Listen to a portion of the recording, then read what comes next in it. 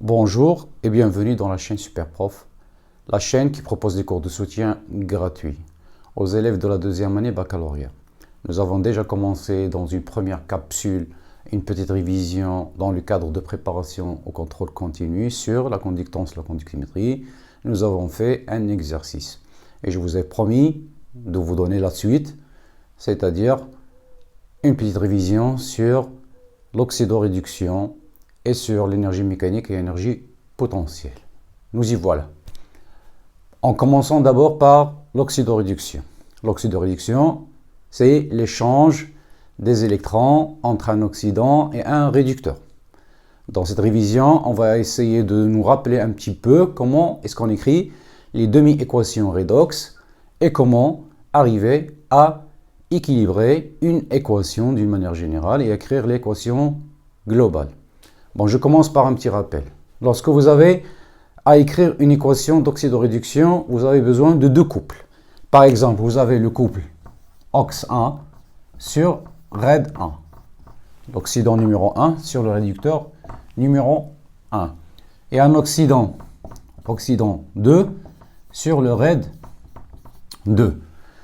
La réaction se fait toujours entre l'oxydant du premier couple avec le réducteur du deuxième couple. Comme si vous allez faire la lettre gamma, c'est-à-dire OX1 avec RED2, donc OX2 plus RED1. Pour le premier couple, comment est-ce qu'on va écrire ce qu'on appelle la demi-équation redox, soit réduction ou oxydation. Bon, si je mets de ce côté gauche OX1, je vais mettre ici double flèche ou bien égal, parce que c'est tout simplement une écriture. Ça me donne le RED1.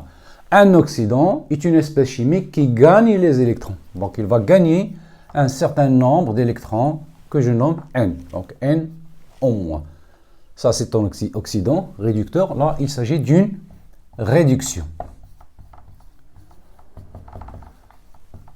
Pour l'autre couple, je vais commencer par le réducteur numéro 2 égale OX2. Et vous savez que toujours c'est l'oxydant qui gagne les électrons. Donc il va gagner un certain nombre, par exemple N' électrons. Et vous voyez que j'ai écrit ici le réducteur du même côté de l'oxydant pour pouvoir les additionner. Bon, avant de faire l'addition, nous avons ici, comme j'ai dit, réduction. Là, il s'agit d'une oxydation. Donc toujours, lorsque vous voulez écrire l'équation de la réaction, vous devez avoir une réduction et une oxydation. Comment on va faire? Avant d'associer les deux, il faut échanger les coefficients. C'est-à-dire le coefficient N' et le coefficient N. Là, on va multiplier par N'. Et là, on va multiplier par... Pardon, ici on va multiplier par N'. Et là, on va multiplier par N. Bon, regardez là. Comment je vais écrire? N'. OX1 plus N' électron plus N RED2 flèche. Donc flèche, maintenant je parle de l'équation. Donc je vais mettre une flèche, ce n'est pas une égalité. N' RED1 plus N' électron plus N OX2. Quand vous voyez là, des deux côtés de la flèche, vous avez un certain nombre d'électrons qui est le même. Donc, on va les éliminer. Ce qui va vous donner, d'une manière générale, N' OX1 plus N RED2 flèche N' RED1 plus N OX2. Donc ça, c'est d'une manière générale comment vous allez écrire vos équations. Bon, en passant maintenant en pratique. En pratique, regardez là, on nous donne une équation à équilibrer. Comment je vais faire pour équilibrer mon équation? D'abord, je vais chercher les couples oxydant-réducteur. Bon, moi, par exemple, comme élève, je ne sais pas quel est l'oxydant, quel est le réducteur. Donc, je vais essayer d'écrire. Regardez là, les équations. vous avez SO2 plus Cl en moins, ça vous donne SO4 plus Cl moins. Vous ne savez pas quel est l'oxydant, quel est le réducteur. Bon, je vais prendre par exemple celui-là, SO2 égale SO4. Regardez, vous avez le soufre ici, ici. Vous avez ici 2 oxygènes. Là, vous avez 4. Donc, ce n'est pas équilibré. Comment on va faire? Est-ce qu'on va multiplier par des coefficients? Ça ne nous donne rien, le coefficient. On ne peut pas. Regardons là. Ça ne nous donne pas de coefficient parce que si je multiplie ici par un coefficient, je dois multiplier par un coefficient, je ne dois jamais finir. Comment on va faire? Puisqu'on travaille en solution aqueuse, on va ajouter tout simplement de l'eau. Du côté, l'eau va nous apporter les atomes d'oxygène qui nous manquent. Là, nous avons besoin de 2 atomes d'oxygène, donc on va ajouter ici H2O. Combien d'H2O? Puisque ici j'ai 4, donc je dois apporter 2 molécules d'eau pour avoir 2 oxygènes. Plus 2, ça fait 4. Mais lorsque j'apporte les hydrogènes, de ce côté, je n'ai pas d'hydrogène. Donc, je dois travailler en milieu acide. Qu'est-ce que ça veut dire travailler en milieu acide? Tout simplement pour pouvoir apporter les ions H+. Donc, on va mettre ici les ions H+. Combien d'ions H+? Il faut compter. 2 fois 2, ça fait 4. 4 H+. Bon, si on regarde maintenant les deux côtés de l'égalité, nous avons S, S1, 1, l'oxygène 2, et 2 fois 2, ça fait 4, 4. Les hydrogènes, 2 fois 2, ça fait 4, 4. Tout est parfait. Sauf une chose, ce qui ici, vous avez 4 charges positives, alors que là, vous avez 0 charge. Comment on va faire? On va essayer de voir la même chose, la balance. Ici 0, ici 0. Pour avoir le 0, il faut ajouter ici 4 électrons pour équilibrer. Donc, ça veut dire que ce SO2, c'est l'oxydant. D'après la définition de l'oxydant, c'est l'espèce qui gagne les électrons. Vous voyez de votre côté, les électrons sont à côté de SO4. Donc, c'est SO4 qui est l'oxydant numéro 1. Donc, le réducteur, ça sera tout simplement celui-là. RED 1. Comment on va écrire le couple? Toujours l'oxydant en haut, le réducteur en bas. Donc, on va écrire SO4 sur SO2 et la demi-équation est celle que nous avons devant nous. Regardons maintenant pour le deuxième couple. Toujours on parle de A. Puisque celui-là est un réducteur, forcément, ça c'est un oxydant.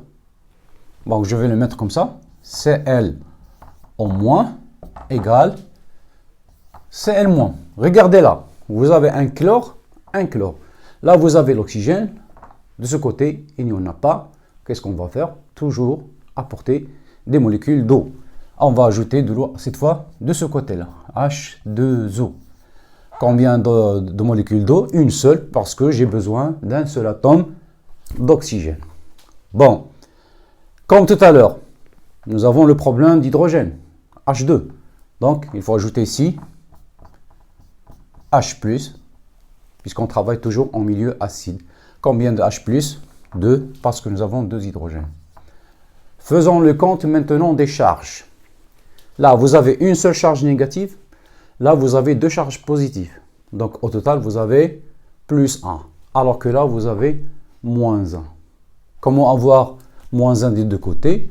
On va ajouter ici, combien? Moins, moins, on va ajouter 2 électrons. Bon, on voit ici, moins, moins, c'est, comment on dit, plus, moins, ça fait 0. Bon, maintenant, qu'est-ce qu'on va faire? On va chercher le couple oxydant-réducteur qui correspond. Là, c'est un oxydant. Vous voyez les électrons de son côté. Ça, c'est l'ox 2. Ça, c'est le RED 2. Donc, notre couple, ça va s'écrire Cl en moins sur Cl moins. Bon, maintenant, si je veux écrire l'équation bilan, comment je vais faire? Je vais associer les deux équations. Mais avant d'associer les deux équations, je cherche les coefficients 2 et le coefficient 4. Pour la première, vous allez multiplier par 2. Vous faites l'échange des coefficients. Et pour celle-là, vous allez multiplier par 4. Et faisons la somme, les membres de gauche avec le gauche, membre de droite avec la droite.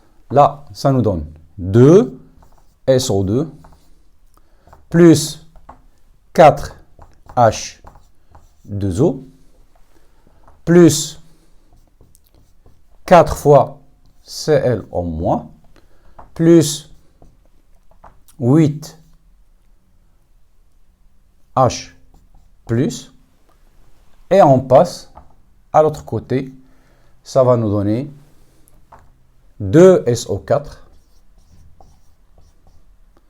plus 8H plus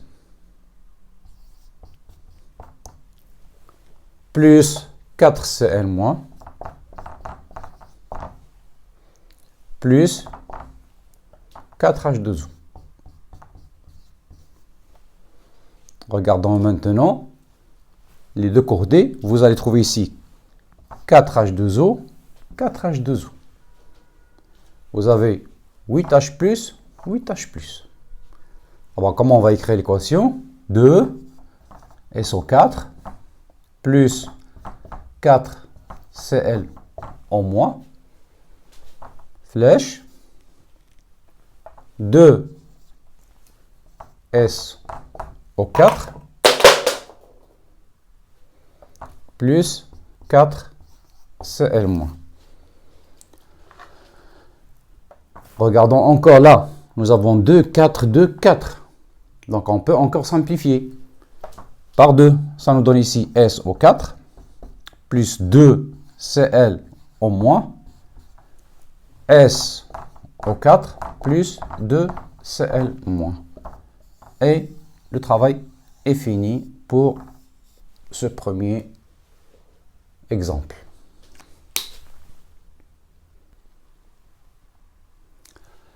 Passons maintenant au deuxième exemple. Cr2 oxyde de moins, bichromate, plus l'ion Cl-, ça donne le chrome, l'ion chrome, Cr3 plus Cl2. Pour les couleurs, vous devez vous souvenir que Cr2 oxyde de moins, c'est le jaune, ça c'est le vert foncé. Comment on va écrire les couples et comment on va équilibrer notre équation? Bon, pour le premier, Cr2 oxyde de moins. Comme tout à l'heure, je ne sais pas si c'est un oxydant ou bien un réducteur. Comment je vais faire? Je vais mettre ici mon égalité, je vais mettre le Cr3+. Et je vais découvrir s'il s'agit d'un oxydant ou d'un réducteur. Comme vous voyez là, vous avez l'oxygène, de ce côté, vous n'en avez pas. Regardez le chrome. D'abord, vous avez 2 chromes et là, vous avez un seul. Donc, on va multiplier par 2 pour équilibrer le chrome. Là, vous avez l'oxygène de ce côté-là. Vous n'en avez pas. Bon, vous ajoutiez de l'eau, H2O. Combien de molécules d'eau vous allez ajouter? 7, parce que vous avez ici 7 oxygènes. Chaque molécule va apporter un oxygène. Donc, ça fait 7 oxygènes. Quand je pose la molécule comme ça, j'ai un petit problème d'hydrogène. Donc, 7 fois 2, ça fait 14. Donc, on travaille toujours en milieu acide. Ça veut dire qu'on apporte les ions H+. Donc, on va ajouter ici les ions H+, qui seront donnés par mon acide. Combien? 7 fois 2, ça fait 14. Bon, le problème des éléments est réglé. Vous avez le chrome 2, 2. L'oxygène 7. 7 fois 1, 7. L'hydrogène 14. 7 fois 2, 14. Bon, maintenant, faisons le bilan pour les charges. De ce côté-là, vous avez 2 fois 3, ça fait plus 6 charges, plus 6. Et de ce côté-là, la majorité des élèves commettent des erreurs. Le 2- ici, c'est pour l'ion tout entier. C'est un ion polyatomique. Tout ça a une charge moins 2. Et là, vous avez 14 fois 1, ça fait plus 14. Donc, la différence, c'est plus 12. Donc, d'un côté, vous avez plus 12. D'un côté, vous avez plus 6. Comment on va régler votre problème? Tout simplement en ajoutant les électrons pour avoir 6 charges positives, 6 charges positives. Donc, on va ajouter ici 6 électrons. Bon, quel est le couple maintenant? Bon, je vais l'écrire cette fois de ce côté-là. Le couple ici, c'est Cr2O7 de moins. Ça, c'est l'oxydant. Et le réducteur, ça sera Cr3 plus. Regardez dans votre équation, on vous donne le chlore juste à côté de Cr2O7 de moins. Bon, maintenant, nous avons découvert que ça, c'est un oxydant, c'est l'ox 1. Ça, c'est le RED 1. Donc, automatiquement, on ne peut pas ajouter un oxydant avec un autre oxydant. Il faut toujours un oxydant avec le réducteur. Bon, automatiquement, Cl- est un réducteur. Donc, je vais mettre ici Cl- égale Cl2. Je remarque ici qu'on a deux chlores là, nous avons un seul, donc on multiplie par 2. Il reste à équilibrer la charge. De ce côté-là, vous avez la charge 0. De ce côté-là, vous avez deux charges négatives. Donc, on doit ajouter des électrons de ce côté-là. Combien? 2 électrons. Donc, ça veut dire que celui-là, il va jouer le rôle du réducteur numéro 2. Et ça, c'est l'ox 2. Donc, le couple, ça va s'écrire toujours l'oxydant en haut, Cl2 sur Cl-. Et pour écrire l'équation de la réaction, nous n'avons qu'à ajouter les deux demi-équations, la réduction et l'oxydation. Mais avant ça, il faut toujours remarquer combien vous avez d'électrons, c'est-à-dire les coefficients. Ici, vous avez un coefficient 2, ici, vous avez un coefficient 6. Vous permettez les coefficients. On multiplie ici par 2 et on multiplie ici par 6. Et on fait la somme. Regardons ce membre. 2 fois Cr2O7 de moins plus 28H plus 2 fois 6, ça fait 12 électrons. Le membre en bas, 6 fois 2, ça fait 12 Cl-. Et je mets ma flèche pour ajouter les membres de gauche. Là, 2 fois 2, ça fait 4 Cr3 plus 2 fois 7, 14 H2O. 6 fois 1 plus 6 Cl2 plus 12 électrons.